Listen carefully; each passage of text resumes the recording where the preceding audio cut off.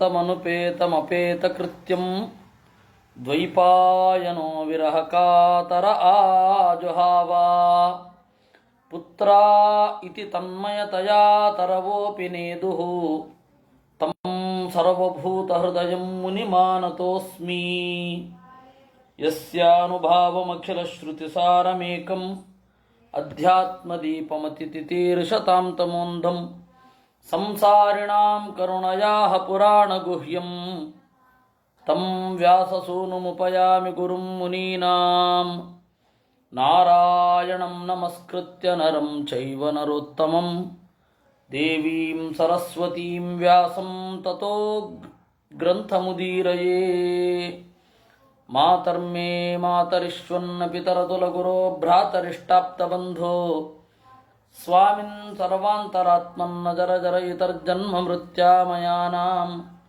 ಗೋವಿಂದೇ ದೇಹಿ ಭಕ್ತಿಂ ಭವತಿ ಚ ಭಗವನ್ನೂರ್ಜಿತಾಂ ನಿರ್ನಿಮಿತ್ತಾಂ ನಿರ್ವ್ಯಾಜಾಂ ನಿಶ್ಚಲಾಂ ಸದ್ಗುಣಗಣಬೃಹತೀಂ ಶಾಶ್ವತೀಂ ಆಶುದೇವಾ ಕಾಮಾನ್ ಕಾಮಯತೆ ಕಾಮ್ಯಾನ್ ಯದರ್ಥ ಇಹ ಪೂರುಚಃ ಸ ವೈ ದೇಹಸ್ತು ಪಾರಕ್ಯಃ ಭಂಗುರಃ ಅಪೈತಿ ಉಪೈತಿ ಚ.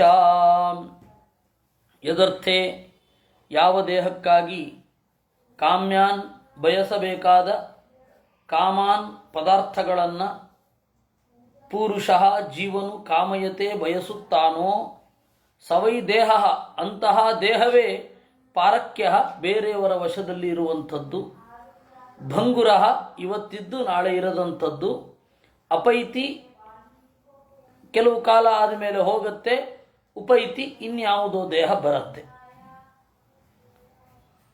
ಕಿಮು ವ್ಯವಹಿತಾಪತ್ಯ ದಾರಾಗಾರ ಧನಾದಯ ರಾಷ್ಟ್ರಕೋಚ ಬಲಾಮಾತ್ಯ ಭೃತ್ಯಾಪ್ತ ಮಮತಾಸ್ಪದಾ. ದೇಹದ ಪರಿಸ್ಥಿತಿಯೇ ಹೀಗೆ ಅಂತನ್ನುವಾಗ ಈ ದೇಹಕ್ಕೆ ಸಂಬಂಧಿಸಿದ ಪದಾರ್ಥ ಅಂತ ಹೇಳಿ ಮಕ್ಕಳ ಮೇಲೆ ವಿಪರೀತ ಮೋಹ, ಅವರನ್ನು ಸರ್ವಾತ್ಮನ ಸಮರ್ಥನೆ ಮಾಡಿಕೊಳ್ಳುವುದು ಇತ್ಯಾದಿಗಳು. ಇನ್ನು ದಾರ, ಹೆಂಡತಿ, ಆಗಾರ, ಮನೆ, ಧನ, ಹಣ ಇದೆಲ್ಲ ನಮ್ಮದು ಭೋಗಿಸಬಾರದು ಅಂತೆಲ್ಲ ಹೇಳ್ತಾ ಇರೋದು. ಭೋಗಿಸುವಾಗ ಒಂದು ಮಿತಿಯ ಅರಿವಿರಲಿ ಅನ್ನೋದಷ್ಟೇ ಇದರ ತಾತ್ಪರ್ಯ. ಇರಲೇಬಾರದು ಅಂತಂದರೆ ಇಲ್ಲದೆ ಇರ್ಲಿಕ್ಕೆ ಸಾಧ್ಯವೇ ಇಲ್ಲ. ರಾಷ್ಟ್ರ, ಕೋಶ, ಬಲ ಅಂದರೆ ಸೈನ್ಯ, ಅಮಾತ್ಯ ಅಂದರೆ ನಮ್ಮ ಮಂತ್ರಿಗಳು, ಭೃತ್ಯರು ಅಂತಂದರೆ ನಮ್ಮಿಂದ ಸಂಬಳ ಪಡೆಯುವ ಕೆಲಸದವರು, ಆಪ್ತರು ಅಂತಂದರೆ ನಮ್ಮ ಮಿತ್ರರು, ಇವರೆಲ್ಲ ಭಂಗುರ, ಅನಿತ್ಯ ಅಂತ ಏನು ಹೇಳತಕ್ಕದ್ದು? ದೇಹವನ್ನು ಇಟ್ಟುಕೊಂಡು ಇವರೆಲ್ಲ ನಮ್ಮ ಜೊತೆಯಾಗೋದು. ಈ ದೇಹವೇ ಇಲ್ಲ ಅಂತಾದಾಗ, ಈ ದೇಹವೇ ಅನಿತ್ಯ ಅಂದರೆ ಇವರು ಅನಿತ್ಯ ಅಂತ ಪ್ರತ್ಯೇಕ ಹೇಳಬೇಕೆ? ಕಿಮೇತೈ ಆತ್ಮನಸ್ತುಚ್ಛೈ ಸಹ ದೇಹೇನ ನಶ್ವರೈ ಅನರ್ಥೈರರ್ಥ ಸಂಕಾಶೈ ನಿತ್ಯಾನಂದ ಮಹೋದಧೇಹೆ. ಈ ತುಚ್ಛವಾದ ದೇಹದ ಜೊತೆಗೆ ನಾಶ ಆಗುವ ತುಚ್ಛ ಅಂತಂದರೆ ಇವಾಗಲೂ ಅದು ತುಚ್ಛವೇ. ಯಾಕೆಂದರೆ ಆತ್ಮನಿಗಾಗಿ ದೇಹವನ್ನು ಪ್ರೀತಿಸೋದು. ಈ ದೇಹದಿಂದ ಏನಾದರೂ ನಡೆಯಬಾರದು ತಪ್ಪು ನಡೆದು ಹೋದರೆ ಇದನ್ನು ನಿರ್ದಾಕ್ಷಿಣ್ಯವಾಗಿ ನಾಶ ಮಾಡಿಕೊಳ್ಳುವ ತೀರ್ಮಾನಕ್ಕೆ ನಾವೇ ಬಂದ್ಬಿಡ್ತೀವಿ. ಆತ್ಮಹತ್ಯೆ ಮಾಡಿಕೊಳ್ಳೋದು ಯಾಕೆ? ಈ ದೇಹ ಅನ್ನೋದು ನನಗೆ ಈಗ ಸುಖ ಕೊಡಲ್ಲ ಅಂತ ಕನ್ಫರ್ಮ್ ಆದ್ಮೇಲಲ್ವಾ ಆತ್ಮಹತ್ಯೆ ಒಬ್ಬ ಮಾಡಿಕೊಳ್ಳಿಕ್ಕೆ ಹೋಗೋದು. Otherwise who will dare to do this? ಆತ್ಮಹತ್ಯೆ ಮಾಡ್ಕೊಳ್ಳಿಕ್ಕೆ ಹೆಂಗ್ರಿ ಮನಸ್ಸು ಬರುತ್ತೆ? ತನ್ನನ್ನೇ ತಾನು ಕೊಂದುಕೊಳ್ಳೋದು ತಾನಲ್ವೇ ಅಲ್ಲ, ಅದು ಗೊತ್ತಿದೆ. ದೇಹ, ಈ ದೇಹ ನನಗೆ ಸುಖಪ್ರದವಾಗಿಲ್ಲ, ಈ ದೇಹದಿಂದ ಬಿಡುಗಡೆ ಆಗಿಬಿಟ್ರೆ ಸುಖ ಸಿಗತ್ತೇನೋ ಅನ್ನುವ ಯಾವುದೋ ಒಂದು ಆಸೆ ಅಲ್ಲಿರುತ್ತೆ. ಆತ್ಮಹತ್ಯೆ ಮಾಡಿಕೊಳ್ಳೋದು ಅದೇ ಉದ್ದೇಶದಿಂದ, ಬೇರೆ ಯಾವ ಉದ್ದೇಶವೇ ಇಲ್ಲ. ದೇಹಾತ್ಮ ಪ್ರಜ್ಞೆ ಅನ್ನೋದು ಸುಪ್ತವಾಗಿರದಿದ್ದರೆ ಆತ್ಮಹತ್ಯೆ ಯಾಕೆ ಮಾಡ್ಕೋತಾನೊಬ್ಬ? ಯಾರು ಮಾಡ್ಕೊಳ್ಳೋದೇ ಇಲ್ಲ. ಅದರಿಂದಾಗಿ ಜೀವನಿಗೆ ಹೋಲಿಸಿದರೆ ಈ ಎಲ್ಲವೂ ತುಚ್ಛವೇ. ಜೀವನ ಸುಖಕ್ಕಾಗಿ ಈ ದೇಹ ಇದೆ, ಜೀವನ ಸುಖಕ್ಕಾಗಿ ಈ ಮಕ್ಕಳಿದ್ದಾರೆ, ಜೀವನ ಸುಖಕ್ಕಾಗಿ ಹೆಂಡತಿ ಇದೆ, ಎಲ್ಲರೂ ಇರೋದು ಇದಕ್ಕಾಗಿ. ಹಾಗೆ ಅವನಿಗೆ ಉಳಿದದ್ದೆಲ್ಲ ಎಲ್ಲರಿಗೂ ಅವರ ಸುತ್ತ ಇರತಕ್ಕಂಥದ್ದು ದೇಹಕ್ಕೆ ಸಂಬಂಧಪಟ್ಟು, ದೇಹ ಇರೋದೇ ಸುಖಕ್ಕಾಗಿ, ಆ ದೇಹವನ್ನೇ ಬಿಟ್ಟೊಟ್ಟೋಗ್ಬಿಡ್ಬೇಕು ಅಂತ ಅನ್ನಿಸುತ್ತೆ ಅಂತ ಆದಾಗ ಪ್ರಮುಖವಾದ ಯಾವುದು? ಜೀವ ಅಲ್ವಾ? ಜೀವ ಅನ್ನೋದು ಪ್ರಮುಖ, ಸೆಂಟರ್ ಪಾಯಿಂಟ್ ಇರೋದು ಜೀವ ಅಂತ. ಆ ಜೀವನಲ್ಲಿ ಸ್ವರೂಪ ಸುಖವನ್ನು ತುಂಬಿಸುವಂತಹ ದೇವರು ಅವನು ಮುಖ್ಯ, ಆತ್ಮಶಬ್ದ ವಾಚ್ಯ. ಅವನಿಗೆ ಏನಾಗಬೇಕಿದೆ ಇವುಗಳಿಂದ? ಅವನಿಗೇನಾಗಬೇಕಾಗಿಲ್ಲ. ಹಾಗಾದ್ರೆ ಆಗಬೇಕಾಗಿರೋದು ಯಾರಿಗೆ? ಜೀವನಿಗೆ. ಜೀವನಿಗೆ ಪೂರ್ತಿ ಸಿಗೋದಿಲ್ಲ. ಅನರ್ಥೈ ಅರ್ಥ ಸಂಕಾಶೈ, ಅರ್ಥದಂತೆ ಪ್ರಯೋಜನದಂತೆ ತೋರುತ್ತೆ, ಆದರೆ ಪೂರ್ತಿ ಪ್ರಯೋಜನ ಆಗಿರಲ್ಲ. ಈ ಹಿನ್ನೆಲೆಯನ್ನು ನೋಡಿದಾಗ ಏನಾಗಬೇಕು? ಜೀವ ಇದನ್ನು ಯಾವ ಸ್ಥಾನದಲ್ಲಿಟ್ಟಿದ್ದಾನೆ ಅವನಿಗೆ ಗೊತ್ತು. ದೇಹವನ್ನ, ದೇಹಕ್ಕೆ ಸಂಬಂಧಿಸಿದಂತಹ ಈ ಎಲ್ಲ ದೇಹದ ಪರಿಸರದಲ್ಲಿ ಬರುವಂತಹ ಗೆಳೆಯರು, ಭೃತ್ಯರು, ಇವೆಲ್ಲವನ್ನೂ ಕೂಡ ಯಾವ ಸ್ಥಾನದಲ್ಲಿಟ್ಟಿದ್ದಾನೋ ಅವನು? ಎರಡನೇ ಸ್ಥಾನವನ್ನೇ ಕೊಟ್ಟಿರೋದು, ಕೆಳಗಿನ ಸ್ಥಾನವನ್ನೇ ಕೊಟ್ಟಿರೋದು. ಎಲ್ಲದಕ್ಕೂ ಹೇಳ್ಕೊಳ್ಳೋದು ಅದು ಅವ್ರಿಗೆ ಗೊತ್ತಿರೋಲ್ಲ. ನಾವೇನು ಅಂದ್ಕೊಳ್ತೇವೆ, ಅಷ್ಟು ಕೆಳಗಿನ ಸ್ಥಾನ ಕೊಟ್ಟಿದ್ದೇವೆ ಈ ಪದಾರ್ಥಕ್ಕೆ ಅಂತ ನಾವಂತೂ ಅಂದ್ಕೊಳ್ಳೋಲ್ಲ. ಯಾಕಂದ್ರೆ ನಮ್ಮ ಬಗ್ಗೆ ನಮಗೆ ಗೊತ್ತಿದ್ರೆ ತಾನೆ. ಆದರೆ ಎಲ್ಲರೂ ಕೊಟ್ಟಿರೋದು ಕೆಳಗಿನ ಸ್ಥಾನವೇ. ತಮ್ಮ ದೇಹದ ಸುತ್ತಮುತ್ತ ಇರುವಂತಹ ವಸ್ತುಗಳಿಗೆ ಕೆಳಗಿನ ಸ್ಥಾನವನ್ನೇ ಕೊಟ್ಟಿರೋದು. ಅದೇನು ಯಾವುದೋ ರಾಕೆಟ್ ಸೈನ್ಸ್ ಏನಲ್ಲ ಅದು. ಈ ಹಿನ್ನೆಲೆಯಲ್ಲಿ ಆತ್ಮ, ಈ ದೇಹದ ಪರಿಸರಗಳಿಂದ ಆತ್ಮಕ್ಕೆ ಪ್ರಯೋಜನ ಆಗಬೇಕು. ಹೇಗೆ ಪ್ರಯೋಜನ ಆಗಬೇಕು? ಜ್ಞಾನದ ಮೂಲಕ ಪ್ರಯೋಜನ ಆಗಬೇಕು. ಆ ಜ್ಞಾನದ ದಾರಿಯಲ್ಲಿ ಸುಖನೂ ಸಿಗತ್ತೆ, ದುಃಖನೂ ಸಿಗತ್ತೆ. ಅದನ್ನು ಎರಡನ್ನೂ ಅನುಭವಿಸಿಕೊಂಡು ದೇವರು ಕೊಟ್ಟಿದ್ದು ಮುಂದೆ ಹೋಗ್ಬೇಕು. ಇಷ್ಟೇ ಇರೋದು, ಇದೇ ಸಾರ. ಅದು ಬಿಟ್ಟು ಆನಂದವನ್ನು ವಿಪರೀತ ಹಚ್ಚಿಕೊಳ್ಳೋದು, ದುಃಖವನ್ನು ವಿಪರೀತ ಹಚ್ಚಿಕೊಳ್ಳೋದು ಮಾಡಬಾರದು. ಅದು ಇರಬೇಕಾದದ್ದು. ನಿರೂಪ್ಯತಾಂ ಇಹ ಸ್ವಾರ್ಥ ಕಿಯಾನ್ ದೇಹಭೃತಃ ಅಸುರಾಹ ನಿಷೇಕಾದಿಷ್ವಸ್ಥಾಸು ಕ್ಲಿಶ್ಯಮಾನಸ್ಯ ಕರ್ಮಭಿಃ. ನಿರೂಪ್ಯತಾಂ ಇಹ ಸ್ವಾರ್ಥ, ನಮಗೆ ನಿಜವಾದ ಪ್ರಯೋಜನ ಏನು ಅಂತ ನೀವೇ ನೋಡಿಕೊಳ್ಳಿ. ದೇಹವನ್ನು ಧರಿಸಿರುವವೋ ಅಸುರರೇ, ನಿಜವಾಗಿ ನೋಡಿಕೊಳ್ಳಿ. ನಿಷೇಕಾದಿಷು ಅವಸ್ಥಾಸು ಕ್ಲಿಶ್ಯಮಾನಸ್ಯ ಕರ್ಮಭಿಃ, ಈ ಸಂಸ್ಕಾರಗಳಿಗೆ ಸಂಬಂಧಪಟ್ಟು ದುಃಖ ಪಡ್ತಾ ಇರ್ತಾನೆ ಒಬ್ಬ. ಈ ಎಲ್ಲ ದುಃಖಗಳನ್ನು ಗಮನಿಸಿಕೊಂಡು ನಮಗೇನು ಬೇಕು, ನಮ್ಮ ಪ್ರಯೋಜನ ಏನು ಅನ್ನೋದನ್ನು ಒಬ್ಬ ನೋಡಿಕೊಳ್ಬೇಕು.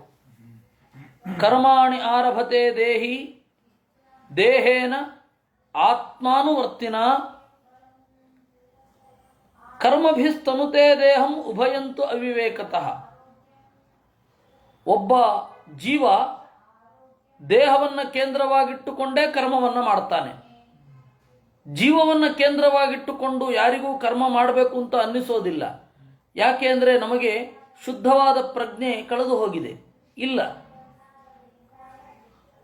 ಸುಖ ಬೇಕು ಅಂತ ಇರೋದು ಆತ್ಮನಿಗೆ. ಹಿತವಾಗುವಂಥ ಕೆಲಸವನ್ನು ಮಾಡಬೇಕಾದ್ರೆ ದೇಹ ಅನ್ನೋದು ಕೇಂದ್ರ. ಒಂದು ರೀತಿ ಬೆಂಗಳೂರಿಗೆ ಟಿಕೆಟ್ ತಗೊಂಡು ಮೈಸೂರು ಟ್ರೈನಲ್ಲಿ ಕೂತ ಹಾಗೆ. ಜೀವ ಬೇಕು, ಸುಖ ಬೇಕು ಅಂತ ಇರೋದು ಜೀವನಿಗೆ, ಮಾಡತಕ್ಕಂಥ ಕೆಲಸ ದೇಹಕ್ಕೆ. ಇದು ಸಮಸ್ಯೆ ಆಗೋದು.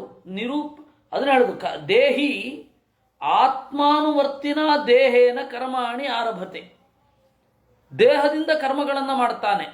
ದೇಹ ಅನ್ನೋದು ಅಂತಿಮವಾಗಿ ಆತ್ಮಾನುವರ್ತಿ. ಕರ್ಮಭಿಸ್ತನುತೆ ದೇಹಂ, ಆದರೆ ಕರ್ಮದ ಉದ್ದೇಶ ಶುದ್ಧ ಇಲ್ಲ, ಆದ್ದರಿಂದ ದೇಹ ಬರುತ್ತೆ. ಕರ್ಮದಿಂದ ದೇಹ ಬರುತ್ತೆ.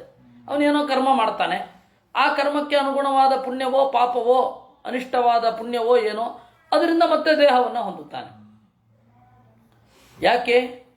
ಅವಿವೇಕತಃ. ಅವನಿಗೆ ದೇಹಕ್ಕೆ ಯೋಗ್ಯವಾದ ಕರ್ಮ ಯಾವುದು, ಆತ್ಮಕ್ಕೆ ಯೋಗ್ಯವಾದ ಕರ್ಮ ಯಾವುದು ಅನ್ನೋದರ ಬಗ್ಗೆ ಸ್ಪಷ್ಟವಾದ ನಿಲುವಿರೋದಿಲ್ಲ. ಅದೇ ಪ್ರಾಬ್ಲಮ್. ಅದಿದ್ದರೆ ಅವನು ಯೋಚನೆ ಮಾಡ್ತಾನೆ ಹೇಗೆ ಏನು ಅಂತ. ಅದಿರೋದಿಲ್ಲ. ಈ ಒಂದು ಉಭಯಂತು ಅವಿವೇಕತಃ ಅಂತ ಇದೆಯಲ್ಲ, ಅದೇ ಎಲ್ಲ ಶಾಸ್ತ್ರದ ಸಂಗತಿಯನ್ನು ನಿರ್ಣಯ ಮಾಡೋದು. ಭೌತಿಕವಾದ ದೇಹ ಮತ್ತೆ ಆತ್ಮ ಎರಡೂ ಕೂಡ ಒಂದೇ ಪಕ್ಷದಲ್ಲಿ ಸಾಗೋದಿಲ್ಲ, ಒಂದೇ ದಾರಿಯಲ್ಲಿ ಸಾಗುವಲ್ಲ. ಆತ್ಮ ಒಂದು ಕಡೆ ಹೋಗುತ್ತೆ, ಆತ್ಮದ ಆತ್ಮದ ಅಗತ್ಯ ಬೇರೆ ಕಡೆ ಇರುತ್ತೆ, ದೇಹದ ಅಗತ್ಯ ಬೇರೆ ಕಡೆ ಇರುತ್ತೆ. ಅದು ಎರಡನ್ನೂ ಒಟ್ಟಿಗೆ ಮಾಡ್ಲಿಕ್ಕೆ ಆಗೋದೇ ಇಲ್ಲ. ಮೋಕ್ಷದಲ್ಲಿ ಅದಿರುತ್ತೆ. ಮೋಕ್ಷದಲ್ಲಿ ಅದು ಆ ಸಂಗತಿಯೇ ಬರೋಲ್ಲ, ಪ್ರಶ್ನೆಯೇ ಬರೋಲ್ಲ. ಆದರೆ ಸಂಸಾರದಲ್ಲಿ ಮಾತ್ರ ಈ ಪ್ರಶ್ನೆ ಜಾಗೃತ ಆಗೋದು. ಕಿಮು ವ್ಯವಹಿತಾಪತ್ಯ ತಸ್ಮಾದರ್ಥಾಶ್ಚ ಕಾಮಾಶ್ಚ ಧರ್ಮಾಶ್ಚ ಯದಪಾಶ್ರಯಾತ್ ಭಜತ ಅನೀಹಯಾತ್ಮಾನಂ ಅನೀಹಂ ಪರಮೇಶ್ವರಂ. ಆದ್ದರಿಂದಾಗಿ ಅರ್ಥ, ಕಾಮ, ಧರ್ಮ ಯಾರ ಆಶ್ರಯದಲ್ಲಿ ಇದೆಯೋ ಅಂತಹ ಪರಮಾತ್ಮನನ್ನ ಭಜಿಸಿರಿ. ಯಾವುದರಿಂದ ಭಜಿಸಬೇಕು? ಅನೀಹಯ, ಹೆಚ್ಚು ಕರ್ಮಕ್ಕೆ ಪ್ರಾಧಾನ್ಯವನ್ನು ಕೊಡಬೇಡಿ, ಕರ್ಮದ ಮಿತಿಯನ್ನು ತಿಳ್ಕೊಳ್ಳಿ. ವಿಪರೀತ ಕರ್ಮಗಳನ್ನು ಮಾಡ್ತಾ ಹೋಗಿಬಿಟ್ರೆ ಬಹಳ ಕಷ್ಟ. ವಿಪರೀತ ಕರ್ಮವನ್ನು ಗುಡ್ಡೆ ಹಾಕಿಕೊಂಡು ಬಿಟ್ರೆ, ನಾನು ಆ ಥರದವ್ರನ್ನ ಹಲವಾರು ಜನರನ್ನ ನೋಡಿದ್ದೇನೆ. ಮಧ್ವ ಸರೋವರಕ್ಕೆ ಹೋದರೆ 108 ಬಾರಿ ಮುಳುಗು ಹಾಕಲೇಬೇಕು. 2 ದಿವಸ ಹೋದರೂ 108 ಬಾರಿ ಮುಳುಗು ಹಾಕಿ 6ನೇ ದಿವಸನೇ ಮಣಿಪಾಲ್ ಹಾಸ್ಪಿಟಲ್ಗೆ ಸೇರಿಬಿಟ್ರು. ಹೀಗೆ ಅವ್ರು ಇಂದಿಗೂ ಅದು ಮುಗಿಯೋದೇ ಇಲ್ಲ. ಅದು ಇವತ್ತಿಗೂ ಅದೇ. ಅವರು ಅವರ ರೂಮನ್ನು ಶುದ್ಧಿ ಮಾಡಿಕೊಳ್ಳಿಕ್ಕೆ ಸುಮಾರು 28 ಕೊಡ ಸೆಗಣಿ ನೀರನ್ನು ಬಳಸಿದ್ರು. 28 ಕೊಡ ಚೆಲ್ಲಿ ಚೆಲ್ಲಿ ಚೆಲ್ಲಿ ಚೆಲ್ಲಿ ಚೆಲ್ಲಿ ಚೆಲ್ಲಿ ಸರಿ ಮಾಡ್ಕೊಳ್ತಾ ಇದ್ರು. ಹಾಗೆ ಅದು ಆ ತರಹದ ಕರ್ಮಗಳು ಹುಚ್ಚು. ಅದು ಎಂಥದಕ್ಕೂ ಪ್ರಯೋಜನ ಇಲ್ಲ. ಅದು ಈ ಸಮಸ್ಯೆ. ಅದರಿಂದಾಗಿ ಅನೀಹಯ ಅಂತಂದರೆ ಉತ್ಕಟವಾದ ಕರ್ಮದ ಚಟವನ್ನು ಕಡಿಮೆ ಮಾಡ್ಕೊಳ್ಬೇಕು. ಅದು ಅನೀಹ. ಅದೇ ಜಾಸ್ತಿ ಆಗಿಬಿಟ್ರೆ ಬೇರೆಯವರಲ್ಲಿ ಅಪನಂಬಿಕೆ, ಅದಕ್ಕೆ ಸ್ವಯಂ ಪಾಕ ಮಾಡ್ಕೋತೇನೆ ಅಂತ ಅನ್ನೋದು, ಅದೆಲ್ಲ ಎಷ್ಟು ಕೆಲಸ ಜಾಸ್ತಿ ಆಗ್ತಾ ಹೋಗುತ್ತೆ. ನೀವು ಯಾವಾಗ ನೆಮ್ಮದಿಯಿಂದ ಕೂತು ಓದೋದು? ಬೇರೆಯವ್ರು ಮಾಡಲ್ಲ ಅಂತಾರೆ, ಅಥವಾ ಮಾಡಿದ್ರೆ ನಂಬಿಕೆ ಬರಲ್ಲ, ಅದಕ್ಕೆ ಅವರೇ ಆ ಕೆಲಸಗಳನ್ನು ಮಾಡೋದು, ಅವರೇ ತೊಳ್ಕೊಳ್ಳೋದು, ಅವರೇ ಬಳ್ಕೊಳ್ಳೋದು, ಇವೆಲ್ಲ ಕೆಲಸಗಳು ಜಾಸ್ತಿ ಆಗ್ತಾ ಹೋಗುತ್ತೆ. ಈ ತರಹದ ಅನವಶ್ಯಕವಾದ ಕೆಲಸವನ್ನು ಕಡಿಮೆ ಮಾಡಿ. ಅನೀಹ ಇದ್ಯಾವುದು ಕರ್ಮ ಅಲ್ಲ. ಅದು ವಸ್ತುತಃ ಅದು ಯಾವುದು ಕರ್ಮ ಅಲ್ಲ. ವೇದದಲ್ಲಿ ಅದು ಯಾವುದೂ ಹೇಳಲಿಲ್ಲ, ಶಾಸ್ತ್ರದಲ್ಲಿ ಅದು ಯಾವುದನ್ನು ಹೇಳಲಿಲ್ಲ. ಆದರೆ ಅದು ಒಂದೊಂದೇ ಜಾಸ್ತಿ ಮಾಡ್ತಾ ಹೋಗೋದು. ಅನೀಹ ಅಂತಂದರೆ ಅತ್ಯಂತ ಅಲ್ಪ ಕರ್ಮದಿಂದ, ಅತ್ಯಂತ ಅಲ್ಪವಾಗಿರುವ ಕರ್ಮದಿಂದ ದೇವರನ್ನು ಭಜಿಸಿ. ಯಾಕಂದರೆ ಓದಲಿಕ್ಕೆ ಅವಕಾಶ ಇಲ್ಲ. ಜಾಸ್ತಿ ಕರ್ಮ ಮಾಡ್ತಾ ಕೂತ್ಕೊಂಡ್ರೆ ಓದಲಿಕ್ಕೆ ಎಲ್ಲಿ ಅವಕಾಶ? ಈ ಹಿನ್ನೆಲೆಯಲ್ಲಿ ಅನೀಹಯ. ಸರಿ, ದೇವರೆಂಥವನು? ಅನೀಹ, ಕ್ರಿಯೆ ಇಲ್ಲದವನು. ಅಯ್ಯೋ ರಾಮ, ಈಗ ತಾನೇ ಹೇಳ್ತಿರಲ್ಲ ಮರ್ರೆ ಜನ್ಮಾದ್ಯಷ್ಟ ಕರ್ತೃ ಅಂತ. ಅನೀಹ ಅಂತಂತಿರಲ್ಲ, ಅದರ ಸ್ಪಿರಿಟ್ ನೀವು ತಿಳ್ಕೊಳ್ಳಿಲ್ಲ ಅಂತಾರೆ ಆಚಾರ್ಯರು. ಅಪ್ರಯತ್ನೇನ ಕರಣಂ ಅನೀಹ ಪ್ರೋಚ್ಯತೆ ಬುಧೈಹಿ ಇತಿ ಚ. ಪ್ರಯತ್ನ ಇಲ್ಲದೆ ದೇವರ ಕೆಲಸ ಮಾಡ್ತಾನೆ, ಆದ್ದರಿಂದ ದೇವರ ಕೆಲಸಕ್ಕೆ ಪ್ರಯತ್ನ, ಎಫರ್ಟ್ ಬೇಕಿಲ್ಲ, ಆದ್ದರಿಂದ ದೇವರನ್ನು ಅಕರ್ಮ ಅಂತ ಹೇಳ್ತಾರೆ, ಇನ್ಆಕ್ಟಿವ್. ಇವತ್ತಿಗೂ ಅದೇ ಅಲ್ವ ಹೇಳೋದು. ಏನು ಮಾಡ್ಕೊಂಡಿದ್ದೀರಾ? ಉಸಿರಾಡ್ಕೊಂಡಿದ್ದೀನಿ ಅಂತ ಯಾರಾದರೂ ಹೇಳ್ತಾರ? ಯಾಕೆಂದರೆ ಅದು ಅತ್ಯಂತ ಅಪ್ರಯತ್ನವಾಗಿ ಆಗುವ ಕೆಲಸ. ಹೀಗಾಗಿ ಅದನ್ನು ಯಾರೂ ರೆಫರೇ ಮಾಡೋದಿಲ್ಲ. ದೇವರಿಗೂ ಈ ಜಗತ್ತಿನ ಸೃಷ್ಟಿ ಅಂತನ್ನೋದು ಉಸಿರಾಟದಂತೆ ಸಹಜ. ಹೀಗಾಗಿ ದೇವರನ್ನು ಕ್ರಿಯೆ ಮಾಡಲ್ಲ ಅಂತ ಹೇಳ್ತಾರೆ. ಅವನ ಕ್ರಿಯೆ ಅತ್ಯಂತ ದಣಿವೇ ಇಲ್ಲದೆ ಮಾಡ್ತಾನೆ ಅಂತ. ದಣಿವಿರೋದಿಲ್ಲ. ಜಗತ್ತನ್ನು ಸೃಷ್ಟಿ ಮಾಡಿ ದೇವರಿಗೆ ಸುಸ್ತಾಗಲ್ಲ. ಹೀಗಾಗಿ ಅವನನ್ನು ಅನೀಹ. ನೀವು ಕರ್ಮದ ಅಂಶಗಳನ್ನು ಕಡಿಮೆ ಮಾಡಿಕೊಂಡು ಜ್ಞಾನದ ಅಂಶದ ಕಡೆ ಒತ್ತು ಕೊಟ್ಟು ಜಗತ್ತಿನ ಕಜ್ಜಗಳನ್ನು ದಣಿವಿಲ್ಲದೆ ಮಾಡುವ ದೇವರನ್ನು ಭಜಿಸಿರಿ. ಅದನ್ನು ಹೇಳ್ತಾ ಸರ್ವೇಷಾಮಪಿ ಭೂತಾನಾಂ ಹರಿ ಆತ್ಮೇಶ್ವರ ಪಿತಾ ಭೂತೈರ್ಮಹದ್ಭಿ ಸ್ವಕೃತೈ ಭೂತಾನಾಂ ಬೀಜ ಸಂಹಿತಃ. ಎಲ್ಲ ಜೀವರಿಗೆ ದೇವರು ಆತ್ಮ, ಸ್ವಾಮಿ, ಅಂತರ್ಯಾಮಿ, ಪ್ರಿಯ.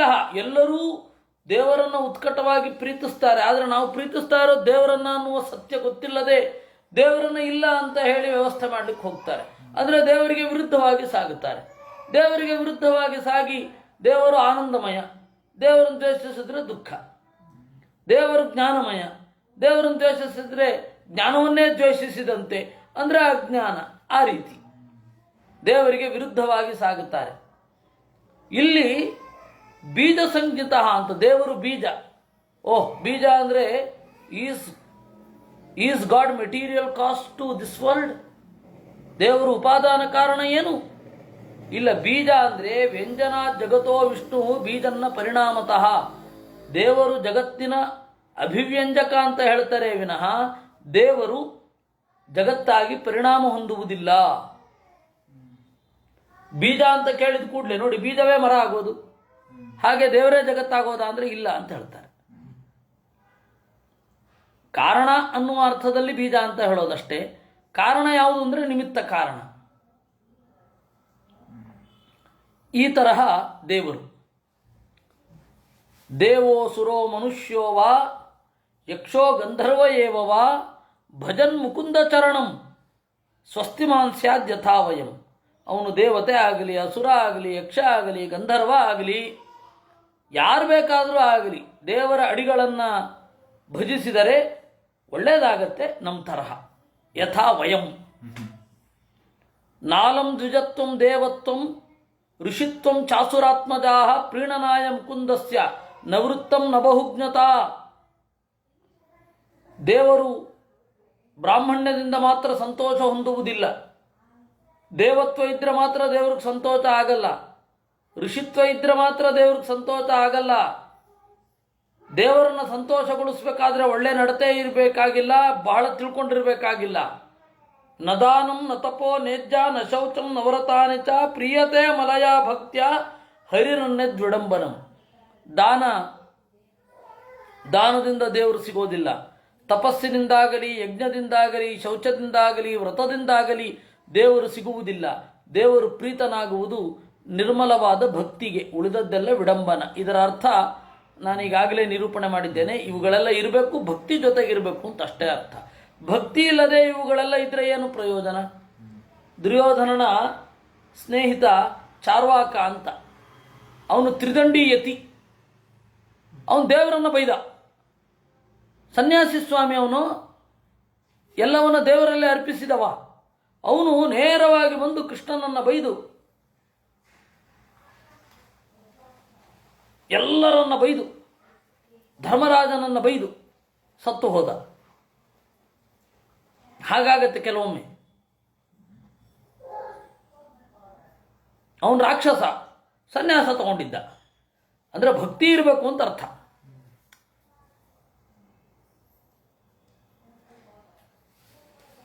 ಭಕ್ತಿಯ ಜೊತೆಗೆ ಇವುಗಳೆಲ್ಲ ಇರಬೇಕು. ತಥೋಹರೌ ಭಗವತಿ ಭಕ್ತಿಂ ಕುರುತ ದಾನವಾಹ ಆತ್ಮೌಪಮ್ಯೇನ ಸರ್ವತ್ರ ಸರ್ವಭೂತಾತ್ಮನೀಶ್ವರೇ. ಆ ಕಾರಣದಿಂದ ದೈತೆ ದಾನವಾಹ, ಎಲೈ ಧನುವಿನ ಮಕ್ಕಳೇ, ಪರಮಾತ್ಮನನ್ನ ಭಕ್ತಿಯಿಂದ ನೋಡ್ರಿ. ಆತ್ಮೌಪಮ್ಯೇನ, ನೀವು ನಿಮ್ಮ ಜಾತಿಗೆ ಸಹಜವಾದ ಕ್ರೌರ್ಯವನ್ನು ಕಟ್ಟಿಡಿ. ಕಾರಣ ಏನು ಅಂದರೆ, ನೀವು ಯಾವ ರೀತಿ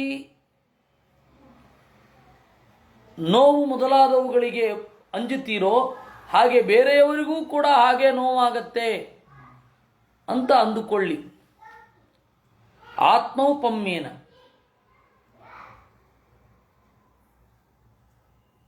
ಇನ್ನು ಆತ್ಮೌಪಮ್ಯೇನ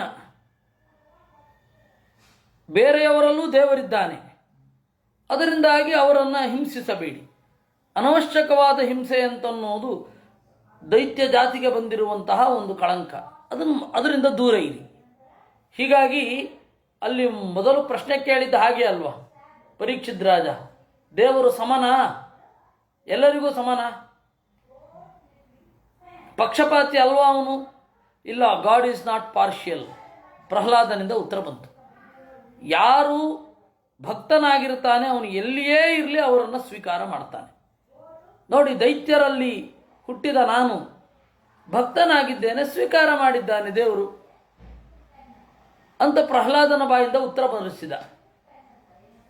ದೈತೇಯ ಯಕ್ಷರಕ್ಷಾಂಸಿ ಸ್ತ್ರೀಯ ಚೂದ್ರಾ ವ್ರಜೌಕಸಃ ಖಗಾ ಮೃಗಾ ಪಾಪಜೀವಾ ಸಂತಿ ಅಚ್ಯುತತಾಂ ಗತಾಃ. ದೈತ್ಯರು, ಯಕ್ಷರು, ರಾಕ್ಷಸರು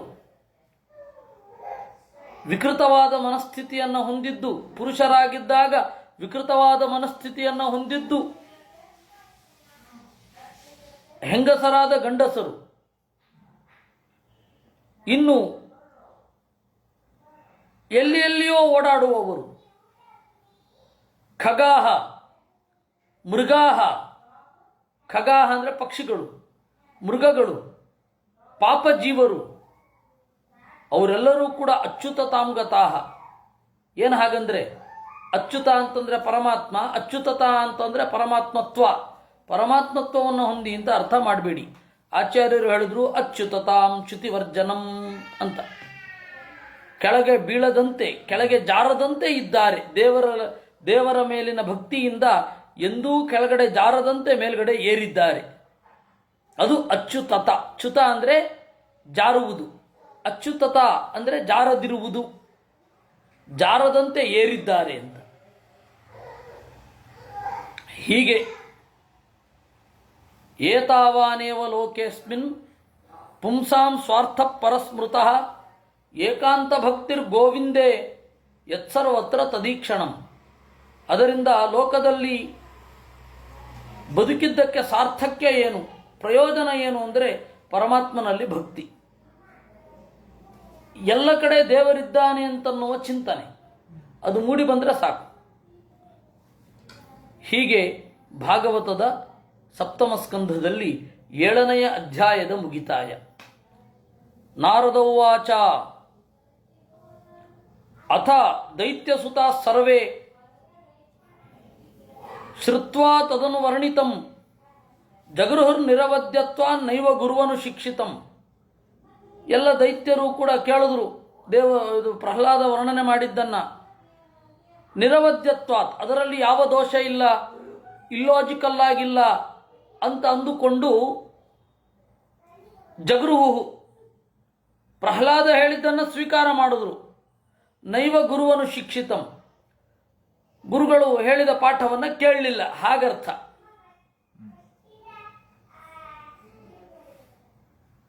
ಜನರಿಗೆ ಅರ್ಥ ಆಗಲಿಕ್ಕೆ ನಾಟಕಾದಿಗಳಲ್ಲಿ ಏನು ಮಾಡಿಬಿಡ್ತಾರೆ, ದೈತ್ಯ ಬಾಲಕರು ಕೂಡ ದೇವರನ್ನು ಕುರಿತು ಹಾಡ್ತಾ ಇದ್ರು ಅಂತ ತೋರಿಸ್ತಾರೆ. ಅದು ಎಲ್ಲೋ ಹೋಗ್ತಾ ಇದ್ರು, ಬಂದಾಗ ಎಲ್ಲರೂ ದೇವರ ಭಜನೆ ಮಾಡ್ತಾ ಇದ್ರು, ಆಗ ಸಿಟ್ಟು ಮಾಡಿಕೊಂಡು ಹೋಗಿ ಹೇಳಿದ್ರು ಅಂತಲ್ಲ. ಅದು ನಿಜವಾಗಿಯೂ ಇರೋದೇನು ಅಂದರೆ, ಗುರುಗಳು ಹೇಳಿದ್ದನ್ನು ಸುಮ್ಮನೆ ಕೇಳ್ತಾ ಇದ್ರು, ಒಳಗಡೆ ತಗೋತಾ ಇರಲಿಲ್ಲ. ಆನ್ಲೈನ್ ಪಾಠದಲ್ಲಿ ಕಂಪ್ಯೂಟರ್ ಮುಂದೆ ಕುಳಿತ ಮಗು ಥರ ಏನು ತಗೋತಾ ಇಲ್ಲ, ಕೂತಿರತ್ತದು, ಎಲ್ಲೋ ನೋಡ್ತಾ ಇರುತ್ತೆ. ಎದುರುಗಡೆ ಪಾಠ ಆದರೆ ಮಕ್ಕಳಿಗೆ ಒಂದು ಕರೆಕ್ಟ್ ತಲುಪತ್ತೆ, ಸಂವಹನ ಇರುತ್ತೆ. ಇಲ್ಲ ಅಂದರೆ ಎಲ್ಲೆಲ್ಲೋ ನೋಡ್ತಾ ಇರುತ್ತೆ. ಹಾಗೆ ಮಕ್ಕಳು ಎಲ್ಲ ಕೂತಿದ್ದಾರೆ. ಷಂಡಾಮರ್ಕರು ಧರ್ಮದ ಬಗ್ಗೆ, ಅರ್ಥದ ಬಗ್ಗೆ, ಕಾಮದ ಬಗ್ಗೆ ಏನು ಹೇಳಿದ್ದಾರೆ ಅದನ್ನು ಕೇಳ್ತಾ ಇದ್ದಾರೆ ಅಷ್ಟೇ, ಹೃದಯದ ಒಳಗಡೆ ತಗೋತಾ ಇಲ್ಲ. ಅದು ಹಾಗೆ. ಅದು ಅವ್ರಿಗೆ ಕೆಲವು ಕಾಲ ಆದ್ಮೇಲೆ ಗೊತ್ತಾಯ್ತು, ನಾವು ಹೇಳಿದ್ದನ್ನು ಮಕ್ಕಳು ಒಳಗಡೆ ತಗೋತಾ ಇಲ್ಲ ಅಂತ. ಅದು ಈ ಕಿವಿ ಅಂತೇಳಿ ಈ ಕಿವಿಯಿಂದ ಬಿಟ್ಟುಬಿಡ್ತಾ ಇದ್ದಾರೆ. ಅಥಾಚಾರ್ಯ ಸುತಸ್ಥೇತಾಂ ಬುದ್ಧಿ ಮೇಕಾಂತ ಸಂಸ್ಥಿತಾಂ. ಇವರೆಲ್ಲರ ಬುದ್ಧಿ ಮಾರಿ ಹೋಗಿದೆ ಅಂತ ನೋಡಿದ. ಇವರೆಲ್ಲರ ಬುದ್ಧಿ ಬದಲಾಗಿದೆ. ಹೇಳಿದ್ದನ್ನೇನನ್ನು ಸ್ವೀಕಾರ ಮಾಡ್ತಾ ಇಲ್ಲ. ಏಕೆಂದರೆ ಪಾಠವನ್ನು ಒಪ್ಪಿಸೋದು ಬೇರೆ, ಒಳಗಡೆ ತಗೊಳ್ಳೋದು ಬೇರೆ. ಪಾಠ ಒಳಗಡೆ ತಗೊಳ್ಳೋದಕ್ಕೂ ನೀವು ಹೇಳಿದ್ದನ್ನು ಹಾಗೆ ಟೇಪ್ ರೆಕಾರ್ಡರ್ ಥರ ಒಪ್ಪಿಸೋದಕ್ಕೂ ಬಹಳ ವ್ಯತ್ಯಾಸ ಇದೆ. ಎಲ್ಲ ಕೇಳಿರ್ತಾರೆ, ಎಲ್ಲ ಹೇಳಿರ್ತಾರೆ, ಯಾವುದು ಒಳಗಡೆ ಹೋಗಿರಲ್ಲ. ನೀವೆಲ್ಲದಕ್ಕೂ ಉತ್ತರ ಕೊಟ್ಟಿರ್ತಾರೆ. ಪ್ರಶ್ನೆ ಪತ್ರಿಕೆ ಎಲ್ಲಿ ಹೇಗಿದೆ ಹಾಗೆ ಉತ್ತರ ಕೊಡೋದು ದೊಡ್ಡದಲ್ಲ, ಅದು ಜೀವನದಲ್ಲಿ ಬಂದಾಗ ಅಪ್ಲೈ ಮಾಡೋದು ದೊಡ್ಡದು ಅಲ್ವೇ? ಅದರಿಂದ ಅದನ್ನು ಗಮನಿಸಿದ್ರು ಅವರು. ಅಲ್ಲಿರೋದು ಹಾಗಪ್ಪ. ಅಥ ಆಚಾರ್ಯ ಸುತಸ್ತೇಷಾಂ ಬುದ್ಧಿಂ ಏಕಾಂತ ಸಂಸ್ಥಿತಾಂ. ಅವರು ಸ್ವೀಕಾರ ಮಾಡಲಿಲ್ಲ, ಮತ್ತೆ ಬುದ್ಧಿ ಏಕಾಂತದಲ್ಲಿ ಇದ್ದದ್ದನ್ನು ಕಂಡ. ಆಲಕ್ಷ್ಯ ಭೀತಸ್ತ್ವರಿತಃ. ಇದು ಕೆಲವು ದಿವಸಗಳಾದ ಮೇಲೆ ಆಗಿದ್ದು,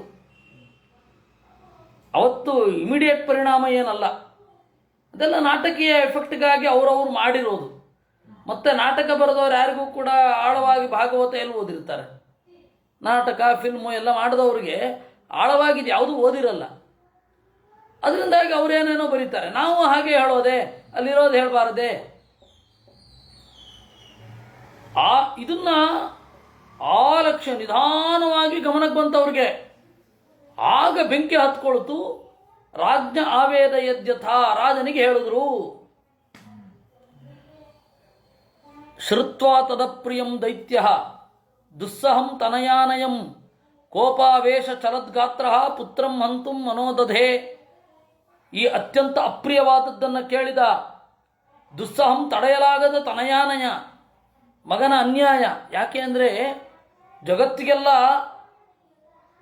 ಭಕ್ತಿ ಮಾಡಬೇಡಿ ಅಂತ ಹೇಳಿ ನನಗೆ ವಿರುದ್ಧವಾದ ಸಂಗತಿಯನ್ನು ತಡೆದವನು ನಾನು. ನನ್ನ ದೇಹದ ಒಂದು ತುಣುಕಿನಿಂದ ನನಗೆ ವಿರೋಧ ಎದ್ದು ಬರೋದು ಅಂದರೆ ಎಂತಹ ದುಸ್ಸಹ ಅದು. ಅದು ತಡಿಲಿಕ್ಕಾಗಲ್ಲ ಅಲ್ವಾ? ಸಿಟ್ಟು ಮಕ್ಕಳು ಇಷ್ಟು ವಿರುದ್ಧವಾಗಿ ಮಕ್ಕಳನ್ನು ಕೊಲ್ಲುವಂತಹ ಸ್ಥಿತಿ ಬರುತ್ತಾ ಅಂದರೆ ಬರುತ್ತೆ. ಈ ತರಹ ಆದಾಗ ಹೆಚ್ಚಿನ ದೈತ್ಯರಿಗೆ ಹಾಗೆ ಆಗಿರುತ್ತೆ. ಕಲಿಯುಗದ ದೈತ್ಯರಿಗೂ ಕೂಡ ಅವ್ರ ಮನೆಯಲ್ಲಿ ಒಂದು ವಿರೋಧ ಇರುತ್ತೆ. ನೀವು ನೋಡಿ ಬೇಕಂದ್ರೆ ಅವ್ರ ಮನೆಯಲ್ಲಿ ಅತ್ಯಂತ ಭಕ್ತಿ ಭರಿತರಾದವ್ರು ಯಾರೋ ಒಬ್ರು ಇದ್ದು ಬಿಟ್ಟಿರ್ತಾರೆ, ಅವ್ರ ಮಗನೇ ಇರ್ತಾನೆ.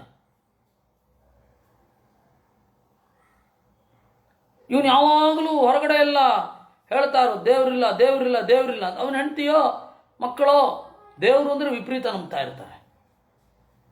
ಹಾಗಾಗಿ ಬಿಡುತ್ತೆ. ಅದರಿಂದಾಗಿ ದುಸ್ಸಹಂ ತನಯ. ಅದು ಹಿರಣ್ಯಕಶಿಪುವಿಗೆ ಸಿಟ್ಟು ಬಂದಿದ್ದು ಅಲ್ಲಿ. ನಾನು ಇಡೀ ಜಗತ್ತನ್ನ ನನ್ನ ಕಡೆಗಣ್ಣ ನೋಟದಿಂದ ಪರಮಾತ್ಮನೆಡೆಗೆ ಹೋಗದಂತೆ ಮಾಡಿದ್ದೇನೆ. ಆದರೆ ನನ್ನೊಳಗಿಂದ ಧುಮುಕಿದ ಒಂದು ಬಿಂದು, ಆ ರೇತಸ್ಸಿನಿಂದ ಉಂಟಾದ ದೇಹ ನನಗೆ ವಿರುದ್ಧ ಹೇಳ್ತಾ ಇದೆ. ಬೇರೆ ಜನರನ್ನ ದಾರಿ ತಪ್ಪಿಸ್ತಾ, ಅವನ ಪ್ರಕಾರ ದಾರಿ ತಪ್ಪಿಸ್ತಾ ಇದೆ. ಅದವನ್ ವ್ಯೂ, ದಾರಿ ತಪ್ಪಿಸ್ತಾ ಇದ್ದಾನೆ ಇವನು ಅಂತ. ಕೋಪಾವೇಶ ಚಲದ್ಗಾತ್ರ. ಕೋಪದಿಂದ ಮೈ ನಡುಗ್ತಾ ಇದೆ, ಕಂಟ್ರೋಲ್ ಮಾಡ್ಕೊಳ್ಳಿಕ್ಕಾಗ್ತಾ ಇಲ್ಲ. ಮಗನನ್ನು ಸಾಯಿಸಬೇಕು ಅಂತಂದುಕೊಂಡ. ಕ್ಷಿಪ್ತ್ವಾ ಪರುಷಯಾವಾಚ ಪ್ರಹ್ಲಾದ ಮತದರ್ಶನಂ ಆಹೇಕ್ಷಮಾಣ ಪಾಪೇನ ತಿರಶ್ಚೀನೇನ ಚಕ್ಷುಷ. ತೀವ್ರವಾದ ಬೈಗುಳದಿಂದ ಬೈಯುತ್ತಾ, ಪಾಪ ಅತದರ್ಹಣಂ, ಪ್ರಹ್ಲಾದ ಅದಕ್ಕೆ ಯೋಗ್ಯನೇ. ಅಂತಹ ಯೋಗ್ಯನಾದ ಮಗ ಹುಟ್ಟೋದು ಸಾಧ್ಯ ಏನು? ಆದರೆ ಅವನಿಗೆ ಅಲ್ವಲ್ಲ, ಅದು ಅವನ ಪ್ರಕಾರ ಯೋಗ್ಯ ಅಲ್ಲ, ಅವನು ಅಯೋಗ್ಯ ಪ್ರಹ್ಲಾದ. ಆಹ ಈಕ್ಷಮಾಣ ಪಾಪೇನ ತಿರಶ್ಚೀನೇನ ಚಕ್ಷುಷ. ಹೀಗೆ ಅಡ್ಡಡ್ಡ ನೋಡ್ತಾ, ನೇರವಾಗಿ ನೋಡದೆ ಹೇಳಿದ. ಪ್ರಶ್ರಯಾವನ. ಇಷ್ಟಾದರೂ ಪ್ರಹ್ಲಾದ ಹೇಗಿದ್ದ? ಪ್ರಶ್ರಯಾವನತಂ, ವಿನೀತನಾಗಿ ಇದ್ದ. ಬದ್ಧಾಂಜಲಿಂ, ಕೈಗಳನ್ನು ಮುಗಿದು ಅವಸ್ಥಿತಂ ಇದ್ದ. ಸರ್ಪ ಪದಾಹತೈವ ಶ್ವಸನ್ ಪ್ರಕೃತಿಧಾರಣ. ಇವನು ಹೇಗಿದ್ದ? ಯಾರು? ಹಿರಣ್ಯಕಶಿಪು. ಕಾಲಿನಿಂದ ತುಳಿಯಲ್ಪಟ್ಟ ಹಾವಿನಂತೆ. ಶ್ವಸನ್ ಪ್ರಕೃತಿ ದಾರುಣಃ, ನಿಡಿದಾಗಿ ಉಸಿರೆಳೆಯುತ್ತಾ ಭುಸುಭುಸುನ ಉಸಿರು ಬಿಡುತ್ತಾ, ಹೇ ದುರ್ವಿನೀತ ಮಂದಾತ್ಮನ್, ಕುಲಭೇದಕರ ಅಧಮ, ಸ್ತಬ್ಧಂ ಮಚ್ಛಾಸನೋದ್ವೃತ್ತಂ ನೇಷ್ಯೇತ್ವಾದ್ಯವ ಯಮಕ್ಷಯಂ. ಎಲೈ ಅವಿನೀತನೇ, ಮಂದಬುದ್ಧಿಯವನೇ, ನಮ್ಮ ಕುಲದ ಒಕ್ಕಟ್ಟನ್ನು ಮುರಿದವನೇ, ಅಧಮನೇ, ಸ್ತಬ್ಧಂ ಅತ್ಯಂತ ಗರ್ವದಿಂದ ಇರುವ, ಮಚ್ಛಾಸನೋದ್ವೃತ್ತಂ ನನ್ನ ಆದೇಶವನ್ನು ಧಿಕ್ಕರಿಸುವ ನಿನ್ನನ್ನು ಯಮಕ್ಷಯಂ ನೇಷ್ಯೆ, ಯಮನ ಮನೆಗೆ ಒಯ್ಯುತ್ತೇನೆ. ಕ್ಷಯ ಅಂದರೆ ಕ್ಷಿ ನಿವಾಸೆ ಅಂತನ್ನುವ ಧಾತುವಿನಿಂದ ನಿಷ್ಪನ್ನವಾದದ್ದು. ಕ್ಷಯ ಅಂದರೆ ಮನೆ ಅಂತನೂ ಅರ್ಥ ಇದೆ. ಯಮಕ್ಷಯ ಅಂದರೆ ಯಮನ ಮನೆ ಅಂತ.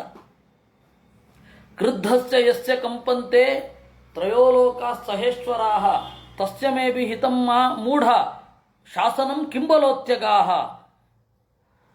ಸಿಟ್ಟಿಗೆದ್ದ ಯಾರ ಮುಂದೆ ಮೂರು ಲೋಕದವರು ಅವರ ಒಡೆಯರು ಗಡಗಡನೆ ನಡುಗುತ್ತಾರೋ ಅಂತಹ ನನ್ನ ಮಾತನ್ನ ಯಾರ ಬೆಂಬಲದಿಂದ ದಾಟಿದೆ. ಕಿಂಬಲಃ ಅತ್ಯಗಾಹ. ಪ್ರಹ್ಲಾದ ಉವಾಚ ನ ಕೇವಲಂ ಮೇ ಭವತಶ್ಚ ರಾಜನ್ ಸವೈ ಬಲಂ ಬಲಿನಾಂ ಚಾಪರೇಚಾಂ ಪರಾವರೇಮಿ ಸ್ಥಿರಜಂಗಮಾಯೇ ಬ್ರಹ್ಮಾದಯೋ ಏನ ವಚಂ ಪ್ರಣೀತಾ. ನನಗೆ ಮಾತ್ರ ಬಲ ಕೊಟ್ಟಿರುವುದಲ್ಲ, ನಿನಗೂ ಬಲ ಕೊಟ್ಟಿರುವುದು ಅವನೇ. ಅಪರೇಶಾಂಚ ಬಲಂ, ಉಳಿದವರಿಗೆ ಬಲ ನಿಮಿತ್ತ ಅವನೇ, ಹಾಗರ್ಥ. ಅವನೇ ಬಲ ಅಂತ ಅರ್ಥ ಅಲ್ಲ. ಪರಾವರೇಮಿ ಸ್ಥಿರಜಂಗಮಾಹ, ಉಳಿದ ಓಡುವ ಓಡಾಡದ ಎಲ್ಲ ಪ್ರಾಣಿಗಳು ಬ್ರಹ್ಮಾದಿಗಳಿಂದ ಹಿಡಿದು ತೃಣಾಂತ ಜೀವರವರೆಗೆ ಅವನ ವಶದಲ್ಲಿ ಇದ್ದಾರೆ. ಸ ಈಶ್ವರ ಕಾಲ ಉರುಕ್ರಮೋಸೌ ಓಜಸ್ಸಹ ಸತ್ವ ಬಲೇಂದ್ರಿಯಾತ್ಮ ಸಯೇವ ವಿಶ್ವಂ ಪರಮಸ್ವಶಕ್ತಿಭಿ ಸೃಜತ್ಯವತ್ಯತ್ತಿ ಗುಣತ್ರಯೇಶಃ. ಅವನು ಹಿರಿದಾದ ಹೆಜ್ಜೆಯವನು. ಉರುಕ್ರಮ, ಅವನಿಗದು ಕಿರಿದಾದ ಹೆಜ್ಜೆ, ನಮಗೆ ಉರುಕ್ರಮ ಹಿರಿದಾದ ಹೆಜ್ಜೆ. ಅವನಿಗೆ ಈ ಕಾಲ ದಾಟಿದಂತೆಯೇ ಅನಿಸಲ್ಲ. ಅವನ ಒಂದು ಹೆಜ್ಜೆ ಅಂತನ್ನೋದು ಬ್ರಹ್ಮದೇವರ ಒಂದು ಆಯುಷ್ಯ. ಈ ತರಹದ ದೇವರ ಮಹಿಮೆ ಉರುಕ್ರಮ. ಓಜಸ್ಸಹ ಸತ್ವ ಬಲೇಂದ್ರಿಯಾತ್ಮ, ಎಲ್ಲ ಹಿರಿದಾದ ಗುಣಗಳೂ ಮೈವೆತ್ತವನು.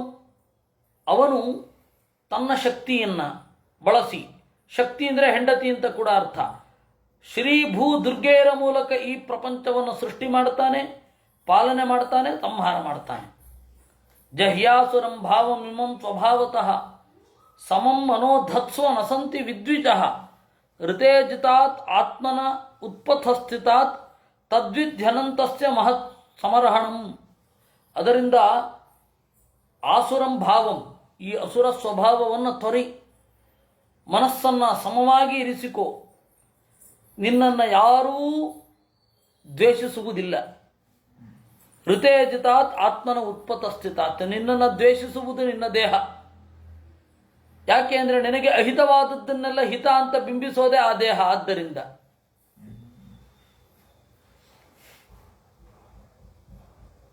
ದೇವರ ಪೂಜೆಯನ್ನು ಮಾಡು. ಅನಂತಸ್ಯ ಸಮರ್ಹಣಂ ವಿಧಿ.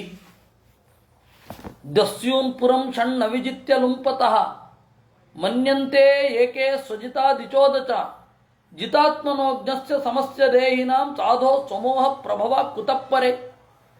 ಕೆಲವರಂತೂ, ಇವನಿಗೆ ಹೇಳಿದ್ದು, ಕೆಲವರಂತೂ 6 ಕಳ್ಳರನ್ನು ನಿಗ್ರಹಿಸದೆ ಜಗತ್ತನ್ನೇ ಗೆದ್ದಿದ್ದೇವೆ, 10 ದಿಕ್ಕುಗಳನ್ನು ಗೆದ್ದಿದ್ದೇವೆ ಅಂತ ಕೆಲವರು ಭ್ರಮೆ ಇರುತ್ತೆ. ಆದರೆ ಒಬ್ಬ ಏನನ್ನೂ ಗೆಲ್ಲುವುದಿಲ್ಲ, ನನಗೆ ಏನೂ ಬೇಕಿಲ್ಲ ಅಂತ ಹೇಳಿ ತನ್ನನ್ನು ಗೆದ್ದುಕೊಂಡಿರ್ತಾನೆ. ಅವನಿಗೆ ಉಳಿದವರು ಕೂಡ ವಶವಾಗಿ ಇದ್ದೇ ಇರ್ತಾರೆ. ಅಪ್ಪ, ನೀವು ಎಲ್ಲರನ್ನ ಗೆದ್ದಿದ್ದೀರಾ ಅಂತ ಹೇಳಿ ನಾವು ನೋಡಿದ್ದೇವೆ, ನಿಮ್ಮನ್ನು ನೀವೇ ಗೆದ್ದುಕೊಂಡಿಲ್ಲ. ನಿಮ್ಮನ್ನು ನೀವು ಗೆದ್ಕೊಂಬಿಡಿ. ಹಿರಣ್ಯಕಶಿಪುರುವಾಚ ವ್ಯಕ್ತಂ ತ್ವಂ ಮರ್ತುಕಾಮೋಸಿ ಯೋತಿ ಮಾತ್ರಂ ವಿಕಥಸೆ ಮುಮೂರ್ಷೂಣಾಂ ಹಿ ಮಂದಾತ್ಮನ್ ನನುಸ್ಸಿರು ವಿಪ್ಲುತಾಗಿರಹ. ಏನೋ ಸಾಯಬೇಕು ಅಂತ ಬಯಕೆ ಏನೋ ನಿನಗೆ, ಯಹ ಅತಿಮಾತ್ರಂ ವಿಕಥಸೆ. ಏನೇನೋ ಗಳಹುತ್ತಾ ಇದ್ದಿ, ಏನೇನೋ ಮಾತಾಡ್ತಾ ಇದ್ದಿ. ಮುಮೂರ್ಷೂಣಾಂ, ಸಾಯಬೇಕು ಅಂತ ಬಯಸಿದವರ ಗಿರಹ ಮಾತು ವಿಪ್ಲುತಾಹ ಸ್ಯುಹು, ಏನೇನೋ ಉಲ್ಟಾ ಪಲ್ಟಾ ಆಗತ್ತೆ. ಯಸ್ತ್ವಯ ಮಂದಭಾಗ್ಯೋಕ್ತೋ ಮದನ್ಯೋ ಜಗದೀಶ್ವರ ವಾಸೌ ಯದಿ ಸಸರ್ವತ್ರ ಸ್ತಂಭೆ ಕಸ್ಮಾನ್ ನ ದೃಶ್ಯತೆ. ಮಂದಭಾಗ್ಯ, ನನಗಿಂತ ಅತಿರಿಕ್ತನಾದ ಒಬ್ಬ ಸ್ವಾಮಿ ಇದ್ದಾನೆ ಅಂತ ಹೇಳಿದೆಯಲ್ಲ, ಎಲ್ಲಿದ್ದಾನೆ ಅವನು? ಎಲ್ಲ ಕಡೆ ಇದ್ದಾನ? ಎಲ್ಲ ಕಡೆ ಇದ್ರೆ ಸ್ತಂಭೆ ಕಸ್ಮಾನ್ ನ ದೃಶ್ಯತೆ, ಈ ಕಂಬದಲ್ಲಿ ಏಕಿಲ್ಲ? ಸೋಹಂ ವಿಕಥಮಾನಸ್ಯ ಶಿರಕ್ಕಾಯ ಧರಾಮಿತೆ ಗೋಪಾಯೇತ ಹರಿಸ್ತ್ವಾದ್ಯ ಯಸ್ತೆ ತರಣಮೀಪ್ಸಿತಃ. ವಿಕಥಮಾನಸ್ಯ, ವಿಪರೀತ ಗಳಹುವ ನಿನ್ನ ತಲೆಯನ್ನ ದೇಹದಿಂದ ಬೇರ್ಪಡಿಸುತ್ತೇನೆ. ನೋಡೋಣ ಆ ನಾರಾಯಣ ರಕ್ಷಿಸ್ತಾನ. ಏವಂ ದುರುಕ್ತೈರ್ಮುಹುರರ್ಧಯನ್ ವೃಷ ಸುತಂ ಮಹಾಭಾಗವತಂ ಮಹಾಸುರಃ ಖಡ್ಗಂ ಪ್ರಗೃಹ್ಯ ಉತ್ಪತಿತೋ ವರಾಸನಾತ್ ಸ್ತಂಭಂ ಬಭಂಜ ಅತಿಬಲ ಸ್ವಮುಷ್ಟಿನ. ಏವಂ ಹೀಗೆ ದುರುಕ್ತೈ ಕೆಟ್ಟ ಮಾತುಗಳಿಂದ ಮಹಾಭಾಗವತಂ ಸುತಂ ಮಹಾಭಗವದ್ಭಕ್ತನಾದ ಮಗನನ್ನು ಮಹಾತುರ ಮಹಾಸುರ, ಇವನೋ ಮಹಾಭಾಗವತ, ಇವನೋ ಮಹಾಸುರ. ಏನು ಅದ್ಭುತವಾದ ತಂದೆ ಮಕ್ಕಳ ರಿಲೇಶನ್ಶಿಪ್. ಸುತಂ ಅರ್ಧಯನ್, ಸಿಟ್ಟಿನಿಂದ ಮಗನನ್ನ ಅಲುಗಾಡಿಸುತ್ತಾ, ಖಡ್ಗಂ ಪ್ರಗೃಹ್ಯ, ಕತ್ತಿಯನ್ನ ಎತ್ತಿ ಉತ್ಪತ್ತಿತಃ ವರಾತನ, ಸಿಂಹಾಸನದಿಂದ ಜಿಗಿದ, ಸ್ತಂಭಂ ಬಭಂಜ ಅತಿಬಲ ಸ್ವಮುಷ್ಟಿನ, ತನ್ನ ಹಿಡಿಗೈಯಿಂದ ಗುದ್ದಿದ. ತದೈವ ತಸ್ಮಿನ್ ನಿನದೋ ವಿಭೀಷಣೋ ಬಭೂವ ಏನಾಂಡ ಕಟಾಹಂ ಸ್ಫುಟತ್ ಎಂವೈ ಸ್ವಧಿಷ್ಠೋಪಗತಂ ಹ್ಯಜಾದಯ ಶ್ರುತ್ವಾ ಸ್ವಧಾಮ ಅಪ್ಯಯಂ ಅಂಗಮೇನಿರೆ. ಹೊಡೆದಾಗ ಸದ್ದಾಯಿತು, ಇವನು ಹೊಡೆತದಿಂದ ಅಂತಲ್ಲ, ದೇವರು ಬಂದ ಸದ್ದು ಅದು. ಏನಾಂಡ ಕಟಾಹಂ ಅಸ್ಫುಟತ್, ಬ್ರಹ್ಮಾಂಡದ ಹೊರಗವಚ ಸೀಳಿದಂತಾಯಿತು. ಎಲ್ಲರೂ ಕೂಡ ಬ್ರಹ್ಮಾದಿಗಳು ಇದೇ ಪ್ರಳಯ ಅಂತ ಅಂದುಕೊಂಡ್ರು. ಅಂದ್ರೆ ಆ ತರಹದ ಸದ್ದು ಅಂತ. ಅಭಿಕ್ರಮನ್ ಪುತ್ರ ವಧೇತ್ಸು ರೋಜಸ ನಿಶಮ್ಯ ನಿರಹ್ರಾದಂ ಅಪೂರ್ವಂ ಅದ್ಭುತಂ ಅಂತಃಸಭಾಯಾಂ ನದದರ್ಶ ತತ್ಪದಂ ವಿತತ್ರಸುಹು ಏನ ಸುರಾರಿಯೂಥಪಾಹ. ಇನ್ನು ಮಗನ ಕಡೆ ತಿರುಗಿದ. ಅವನಿಗೆ ಕೂಡಲೇ ಆ ಕಂಬದಿಂದ ಬಂತೋ ಬರಲಿಲ್ವೋ ಏನೂ ಗೊತ್ತಾಗಲಿಲ್ಲ. ಅದೊಂದು ಸಿಟ್ಟಿನ ಅಭಿವ್ಯಕ್ತಿ ಅಷ್ಟೆ. ಕಂಬಕ್ಕೆ ಗುದ್ದಿದ, ಮಗನ ಕಡೆ ತಿರುಗಿದ, ಆಗಿದ್ದಷ್ಟೆ. ಅಲ್ಲಿ ಕಂಬಕ್ಕೆ ಗುದ್ದುಬಿಟ್ಟಿಗೆ ನೋಡ್ತಾ ಇರಲಿಲ್ಲ. ಆ ಗ್ಯಾಪ್ ಅರ್ಥ ಆಗಬೇಕು ನಮಗೆ. ಅವನಿಗೆ ಅದ್ರ ಬಗ್ಗೆ ಐಡಿಯಾನೇ ಇರಲಿಲ್ಲ. ಗುದ್ದಿದ, ಅದು ಸದ್ದಾಯಿತು, ಮಗನ ಕಡೆ ತಿರುಗಿದ, ಅಷ್ಟೇ ಆಗಿದ್ದಲ್ಲಿ. ಇವರೆಲ್ಲ ನೋಡೋದು, ಹಿರಣ್ಯಕಶಿಪುಗೆ ಮೊದಲೇ ಗೊತ್ತಿತ್ತು ಅದು ಬರುತ್ತೆ ಅಂತ, ಗುದ್ದುಬಿಟ್ಟು ಕಾಯ್ತಾ ಇದ್ದ ಅನ್ನೋ ಹಾಗೆ ಹೇಳ್ತಾರೆ. ಹಾಗಲ್ಲ. ಅಂತಃಸಭಾಯಾಂ ನದದರ್ಶ ತತ್ಪದಂ, ಮಗನನ್ನು ಕೊಲ್ಲಬೇಕು ಅಂತ ಹೀಗೆ ತಿರುಗಿ ನೋಡಿದ, ಹಿಂದೆ ಸದ್ದಾಯ್ತು. ಮೊದಲು ಏನೂ ಕಾಣಲಿಲ್ಲ. ಅಂತಃಸಭಾಯಾಂ ನದದರ್ಶ ತತ್ಪದಂ, ಯಾರೂ ಕಾಣಲಿಲ್ಲ. ವಿತತ್ರಸುಹು ಏನ ಸುರಾರಿಯೂಥಪಾಹ, ಆ ಸದ್ದಿಗೆ ಉಳಿದವ್ರಿಗೆಲ್ಲ ಗಾಬರಿ ಆಯಿತು. ಅಲ್ಲಿ ಇದ್ದ ದೈತ್ಯರಿದ್ರಲ್ಲ, ಅವ್ರು ಗಾಬರಿ ಆಯಿತು. ಸತ್ಯಂ ವಿಧಾತುಂ ನಿಜಭೃತ್ಯ ಭಾಷಿತಂ ವ್ಯಾಪ್ತಿಂಚ ಭೂತೇಷು ಅಖಿಲೇಷು ಚಾತ್ಮನಃ ಅದೃಶ್ಯತ ಅತ್ಯದ್ಭುತ ರೂಪಮುದ್ವಹನ್ ಸ್ತಂಭೆ ಸಭಾಯಾಂ ನಮೃಗಂ ನಮಾನುಚಂ. ತನ್ನ ಭೃತ್ಯನ ಭಾಷಿತವನ್ನ ಸತ್ಯವನ್ನಾಗಿ ಮಾಡಲು, ನಾನು ಎಲ್ಲೆಡೆ ಇದ್ದೇನೆ ಅನ್ನುವುದನ್ನು ತೋರಿಸಲು ಅತ್ಯದ್ಭುತವಾದ ರೂಪವನ್ನು ಹೊತ್ತು ಕಂಬದಲ್ಲಿ ಕಾಣಿಸಿಕೊಂಡ. ಅಷ್ಟೇ ಇರೋದಲ್ಲಿ. ಕಂಬ ಒಡೆದ್ನೋ, ಕಂಬ ಚೂರಾಗಿ ಎರಡು ಹೀಗೆ ಭಾಗ ಆದ್ಮೇಲೆ ಅದರಿಂದ ಎದ್ದು ಬಂದನೋ, ಇಲ್ಲೇನೂ ಇಲ್ಲ. ಸ್ತಂಭದಲ್ಲಿ ಕಾಣಿಸಿಕೊಂಡ.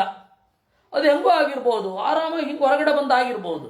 ಅವನು ಒಳಗಡೆ ಕಾಯ್ತಾ ಇರೋದು, ಇವನು ಒಡೆದ ಮೇಲೆ ಅವು ಬರ್ಲಿಕ್ಕೆ ಅವಕಾಶ ಆಗಿ ಬರೋದು. ಆ ತರಹ ಕಲ್ಪನೆ ಮಾಡಲಿಕ್ಕೆ ಅವಕಾಶ ಇಲ್ಲ.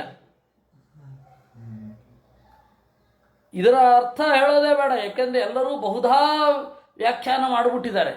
ಬಹಳ ಜನ ವ್ಯಾಖ್ಯಾನ ಮಾಡಿದ್ರೆ ನಮ್ದೇನು ಕೆಲಸ. ಅದೃಶ್ಯತ ಅತ್ಯದ್ಭುತ ರೂಪ ಮುದ್ವಹನ್ ಸ್ತಂಭೆ ಸಭಾಯಾಂ ನಮೃಗಂ ನಮಾನುಚಂ. ಎಂತಹ ರೂಪ ಅದು, ಮನುಷ್ಯ ರೂಪವೂ ಅಲ್ಲ, ಮೃಗ ರೂಪವೂ ಅಲ್ಲ. ಸಸತ್ವಮೇನಂ ಪರಿತೋ ವಿಪಶ್ಯನ್ ಸ್ತಂಭಸ್ಯ ಮಧ್ಯಾದನು ನಿರ್ಜಿಹಾನಂ ನಾಯಂ ಮೃಗೋನಾಪ್ಯಮೃಗೋ ವಿಚಿತ್ರಂ ಅಹೋ ಕಿಮೇತನ್ ಮೃಗೇಂದ್ರ ರೂಪಂ. ಆಗ ಹಿರಣ್ಯಕಶಿಪು ಸ್ಟ್ರಕ್ಕಾದ. ಸದ್ದು ಬಂದ್ಮೇಲೆ ಹಿಂಗೆ ನೋಡನಲ್ಲ, ಯೋಚನೆ ಮಾಡ್ತಾ ಕೂತ ಅವನು, ಏನಿದು ಅಂತ. ತಮ್ ಸತ್ವಮೇವಂ ಪರಿತೋ ವಿಪಶ್ಯನ್, ಕಂಬದ ಮಧ್ಯದಿಂದ ಎದ್ದು ಬರುವ, ಅಷ್ಟೇ ಇರೋದಲ್ಲಿ, ಮುರಿತು ಅಂತಿಲ್ಲ. ಕಂಬದ ನಡುವಿನಿಂದ ಎದ್ದು ಬರುವ, ಅಷ್ಟೇ ಭಾಗವತ ಹೇಳಿರೋದು. ನೋಡಿದ ಅಂತೆ, ನಾಯಂ ಮೃಗ, ಇದು ಮೃಗ ಅಲ್ಲ, ನಾಪಿ ಅಮೃಗ, ಮನುಷ್ಯನೂ ಅಲ್ಲ. ವಿಚಿತ್ರಂ, ಏನು ಅದ್ಭುತ. ಕಿಮೇತನ್ ಮೃಗೇಂದ್ರ ರೂಪಂ, ಇದು ನರಸಿಂಹವೋ ಅಂತ ಮೊದಲು ಸಾಕ್ಷಾತ್ಕಾರ ಆಗಿದ್ದ ಅವನಿಗೆ. ಮೀಮಾಂಸ ಮಾನಸ್ಯ ಸಮುತ್ಥಿತೋಗ್ರತಃ ನೃಸಿಂಹರೂಪಂ ತದಲಂ ಭಯಾನಕಂ ಪ್ರತಪ್ತ ಚಾಮೀಕರ ಚಂಡಲೋಚನಂ ಸ್ಫುರತ್ ಸಟಾ ಕೇಸರ ಜೃಂಭಿತಾನನಂ. ಹೀಗೆ ಮೀಮಾಂಸ ಮಾನಸ್ಯ, ಯೋಚನೆ ಮಾಡ್ತಾ ಇರುವ ಅವನ ಮುಂದೆ ದೇವರು ನರಸಿಂಹ ರೂಪವನ್ನು ತೋರಿಸಿದ. ಅಲಂ ಭಯಾನಕಂ, ಅದು ಭಯಾನಕ. ಹೇಗೆ ಭಯಾನಕ? ಪ್ರತಪ್ತ ಚಾಮೀಕರ ಚಂಡಲೋಚನಂ, ಚೆನ್ನಾಗಿ ಕಾದಿರುವ, ಕೆಂಪಾಗಿರುವ, ಬಂಗಾರದಂತೆ ಕೆಂಪಾದ ಕಣ್ಣು. ಸ್ಫುರತ್ ಸಟಾ ಕೇಸರ ಜೃಂಭಿತಾನನಂ, ಸುತ್ತಮುತ್ತಲೂ ಕೇಸರ ಇದೆ, ಅದು ಹೊಯ್ದಾಡ್ತಾ ಇದೆ. ಕರಾಳದಂಷ್ಟ್ರಂ, ಕರವಾಳ ಚಂಚಲಂ ಕ್ಷುರಾಂತ ಜಿಹ್ವಂ ಭ್ರಕುಟಿ ಮುಖೋದ್ಬಣಂ. ಕರಾಳದಂಷ್ಟ್ರಂ, ಭಯಾನಕವಾದ ಹಲ್ಲು. ಕರವಾಳ, ಅಲುಗಾಡುವ ಕತ್ತಿ, ಸಮುರಾಯ ಸ್ವರ್ಡ್ ಅಂತ ಹೇಳ್ತಾರಲ್ಲ, ಆ ತರಹ ಅಲುಗಾಡುವಂಥ ನಾಲಿಗೆ. ಕ್ಷುರಾಂತ ಜಿಹ್ವಂ, ಚೂಪಾದ ನಾಲಿಗೆ, ಮುಖದ ಹೊರಗಡೆಯೂ ಒಳಗಡೆಯೂ ಸಂಚಾರ ಮಾಡ್ತಾ ಇದೆ. ಭ್ರುಕುಟಿ ಮುಖೋದ್ಬಣಂ, ಹುಬ್ಬು ಗಂಟಿಕ್ಕಿ ಭೀಕರವಾಗಿ ಕಾಣ್ತಾ ಇದೆ. ಸ್ತಬ್ಧೋರ್ಧ್ವಕರ್ಣಂ ಗಿರಿಕಂದರಾದ್ಭುತ ವ್ಯಾತ್ತಾಸ್ಯ ನಾಸಂ ಹನುಭೇದ ಭೀಷಣಂ. ಸ್ತಬ್ಧೋರ್ಧ್ವಕರ್ಣಂ, ನೆಟ್ಟಗೆ ನಿಂತಿದೆ ಕಿವಿ, ಚಿಕ್ಕದಾಗಿಲ್ಲ. ಸಾಮಾನ್ಯವಾಗಿ ನರಸಿಂಹನ ಕಿವಿ ಚಿಕ್ಕದು ಮಾಡ್ಬಿಡ್ತಾರೆ, ಇಲ್ಲ, ನೆಟ್ಟಗೆ ನಿಂತಿದೆ. ಕಿರಿಕಂದರಾದ್ಭುತ ವ್ಯಾತ್ತಾಸ್ಯ ನಾಸಂ, ಬಾಯಿ ತೆರೆದಿದ್ದಾನೆ. ಬೆಟ್ಟಗಳನ್ನೂ ಒಂದೇ ಏಟಿಗೆ ನುಂಗಬಲ್ಲಂತಹ ರೂಪವೋ ಅಂತ ಕಾಣಿಸ್ತಾ ಇದೆ. ಹನುಭೇದ ಭೀಷಣಂ, ಈ ಮಧ್ಯಭಾಗ, ಇದು ಈ ಎರಡು ತುಟಿಗಳ ಭಾಗ ಉಗ್ರವಾಗಿದೆ. ದಿವಿಸ್ಪೃಶತ್ ಕಾಯ ದೀರ್ಘ ಪೀವರ ವಕ್ಷಸ್ಥಲಂ ಅಲ್ಪ ಮಧ್ಯಮಂ ಚಂದ್ರಾಂಶು ಗೌರೈಶ್ಚುರಿತಂ ತನೂರುಹೈ ವಿಶ್ವಭುಜಾನೀಕ ಶತೈ ನಖಾಯುಧಂ. ಆಕಾಶವನ್ನು ಮುಟ್ಟುವಂತಹ ದೀರ್ಘವಾದ ದೇಹ, ಕುಂಚಿತವಾದ ಕುತ್ತಿಗೆ, ಸಿಂಹದ ಕುತ್ತಿಗೆ ಮತ್ತೆ ಬೆನ್ನು ಅಷ್ಟೊಂದು ಅಂತರ ಇರೋದಿಲ್ಲ. ಅದಕ್ಕೆ ಹೇಳ್ತಾರೆ ಅದೀರ್ಘ ಪೀವರ ಅಂತ. ಅದೀರ್ಘ ಉದ್ದವಲ್ಲದ ಕತ್ತು, ಆದರೆ ಪೀವರ ದಪ್ಪವಾದ ಕತ್ತು. ಅಲ್ಪ ಮಧ್ಯಂ, ಆ ನಟ್ಟ ನಡುವೆ ಇದೆಯಲ್ಲ ಅದು ಸಣ್ಣದಾಗಿದೆ. ಬಡನಡು, ಸಿಂಹದ ನಡು. ಇನ್ನು ಚಂದ್ರಾಂಶು ಗೌರೈಹಿ ಚುರಿತಂ ತನೂರುಹೈಹಿ, ಅವನ ಕೂದಲೆಲ್ಲ ಬೆಳ್ಳಗಿದೆ. ವಿಶ್ವಭುಜಾನೀಕ ಶತೈಹಿ ನಖಾಯುಧಂ, ಎಷ್ಟು ಭುಜ ಇತ್ತು ಅವನಿಗೆ? ವಿಶ್ವಭುಜಾನೀಕ ಶತೈಹಿ, 100 ಭುಜಗಳು, 100 ತೋಳುಗಳಿದೆ, ಆಯುಧಗಳನ್ನು ಧರಿಸಿದೆ. ಅವನು ಕೊಂದದ್ದು ಮಾತ್ರ ಉಗುರಿನಲ್ಲಿ. ಆಯುಧಗಳ ಇಲ್ಲ ಅಂತಲ್ಲ, ಮತ್ತೆ 4 ಕೈಗಳು ಅಂತನೂ ಇಲ್ಲ, 100 ಕೈಗಳಿದೆ. ಕೊಂದದ್ದು ಈ 2 ಕೈನಿಂದ. ದುರಾಸದಂ ಸರ್ವ ನಿಜೇತರಾಯುಧ ಪ್ರವೇಕ ವಿದ್ರಾವಿತ ದೈತ್ಯ ದಾನವಂ ಪ್ರಾಯೇಣ ಮೇಯಂ ಹರಿಣೌರ ಸಾರಿಣ ವಧ ಸ್ಮೃತೋನೇನ ಸಮುದ್ಯತಸ್ಯ ಕಿಂ. ಅಷ್ಟು ಹೊತ್ತಿಗೆ ಅವರೆಲ್ಲ ಹಿರಣ್ಯಕಶಿಪುವಿನ ಜೊತೆಗಿನವರೆಲ್ಲ ಸುಮ್ಮನೆ ಕೂತಿದ್ರೇನು, ಆಯುಧಗಳಿಂದ ದಾಳಿ ಮಾಡಿದ್ರು. ಅವರನ್ನು ಈ ಮುಂದ್ಗಡೆ ಇರುವ 2 ಕೈ ಬಿಟ್ಟು ಉಳಿದ ಎಲ್ಲ ಕೈಗಳಿಂದ ಆಯುಧಗಳನ್ನು ಎಸೆದು ಓಡಿಸಿದ್ದಂತೆ ಅವರನ್ನು. ಪ್ರಾಯೇಣ ಮೇಯಂ ಹರಿರೌಢ ಸಾರಿಣ ವಧ ಸ್ಮೃತೋನೇನ ತಮುದ್ಯತಸ್ಯ ಕಿಂ. ಏವಂ ವಿಮೃಶ್ಯ ಅಭ್ಯಪತದ್ ಗದಾಯುಧ ನದನ್ ನೃಸಿಂಹಂ ಪ್ರತಿ ದೈತ್ಯಕುಂಜರ. ಆಗ ಹಿರಣ್ಯಕಶಿಪು ಆ ಮೀಮಾಂಸೆಯಿಂದ ಆಚೆ ಬಂದ. ಇಷ್ಟೆಲ್ಲ ನಡೆದು ಹೋಯ್ತು ಬೇಗ. ಅವನು ಎದ್ದು ಬಂದದ್ದು, ಸುತ್ತಮುತ್ತಲಿನ ಅವನ ಸೇವಕರೆಲ್ಲ ದಾಳಿ ಮಾಡಿದ್ದು, ಇದೆಲ್ಲ ನಡೆದು ಹೋಯ್ತು. ಈಗ ನರಸಿಂಹ ಓಡಿಸಿದ್ದು ಅವರನ್ನು ಎಲ್ಲ ನಡೆದು ಹೋದ ಮೇಲೆ, ಓಹ್ ಔರ ಸಾರಿಣ, ನನ್ನ ಸಹೋದರನನ್ನು ಕೊಂದ ಹರಿಯೇ ಇವನಿರಬೇಕು ಅಂತ ಹೇಳಿ, ಏವಂ ವಿಮೃಶ್ಯ ಅಭ್ಯಪತದ್ ಗದಾಯುಧ, ಆಗ ಗದೆ ಹಿಡ್ಕೊಂಡು ಬಂದಂತೆ. ಅವನು ನರಸಿಂಹ, ಇವನು ದೈತ್ಯ ಕುಂಜರ. ಕುಂಜರ ಅಂದರೆ ಆನೆ, ಅವನು ಸಿಂಹ, ಇವನು ಆನೆಯಂತೆ ಇದ್ದ. ಅಲಕ್ಷಿತೋಜ್ಞೋ ಪತಿತ ಪತಂಗಮೋ ಯಥಾ ನೃಸಿಂಹೌಜಸಿ ಸೋಸರಸ್ತುತ. ಹೇಗೆ ಬಂದದ್ದು, ಹಿರಿದಾದ ಬೆಂಕಿಯಲ್ಲಿ ದೀಪದ ಹುಳಿ ಬಿದ್ದಂತೆ ಬಿದ್ದ ಅವನು. ಹಿರಣ್ಯಕಶಿಪು ಹುಳತ್ತರ, ನರಸಿಂಹ ಉರಿದುರಿಯುವ ಬೆಂಕಿಯ ತರಹ. ಉರಿದುರಿಯುವ ಬೆಂಕಿಯ ನಡುವೆ ಹುಳವಾಗಿ ಬಿದ್ದ. ನತದ್ವಿಚಿತ್ರಂ ಖಲು ಸತ್ವಧಾಮನಿ ಸ್ವತೇಜ ಸಾಂಶೇನ ಪುರಾಪಿಬತ್ತಮಃ ತಥೋಭಿಪದ್ಯಾಭ್ಯಹನನ್ ಮಹಾತುರಃ ನೃಚಾಂ ನೃಸಿಂಹಂ ಗದಯೋರು ವೇಗಯ. ಅದೇನು ಆಶ್ಚರ್ಯ ಏನಿಲ್ಲ. ಈ ತರಹದ ಚಿಂತನೆಯನ್ನು ನೋಡಿ ಆಶ್ಚರ್ಯ ಪಡೋದೇನು ಬೇಡ.